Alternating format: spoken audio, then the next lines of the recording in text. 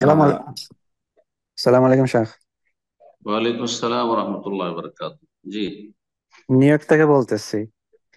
বলেন। আহ, প্রশ্ন হইলো, আমরা তো এই দেশে আসছি, আহ, কাফিরের দেশ।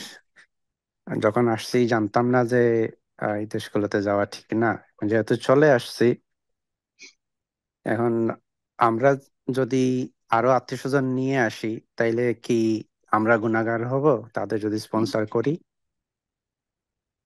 মোটেই জায়েজ নয়, মুসলিম দেশ থেকে আত্মীয় স্বজন নিয়ে আসবেন, এটা জায়েজ নয়। জি। একমাত্র ধার্মিক জ্ঞানী ব্যক্তি সেখানে গিয়ে আল্লাহর দিনে দাওয়াত দেওয়ার মতো যোগ্যতা রাখে, তার কাছে এলমের অস্ত্র আছে, তাকওয়ার অস্ত্র আছে, তাহলে নিয়ে আসা যেতে পারে। আর সাধারণ মানুষ আত্মীয়তার খাতিরে নিয়ে আসবেন তাদেরকে স্পন্সর করে, এটা জায়েজ নেই। মুসলিম দেশ থেকে আসা যায় না। কাফের দেশ থেকে কাফের দেশে অসুবিধা।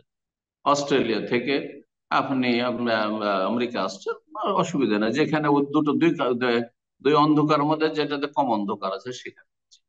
কিন্তু আপনি মুসলিম দেশ ছেড়ে, একটা বাংলাদেশ ছেড়ে আসবেন আপনি একটা মুসলিম দেশে, অথবা আরব দেশ, আরব মুসলিম দেশ ছেড়ে কোথাও যাবে তাই যদি দুটো মুসলিম দেশ, তখন দুটোতে আমরা তুলনা করবো যে আমার নাই মামার কানা মামা, কোনটা কানা মামা আর কোনটা নাই মামা। জি, বারাকাল্লাহ ফিক।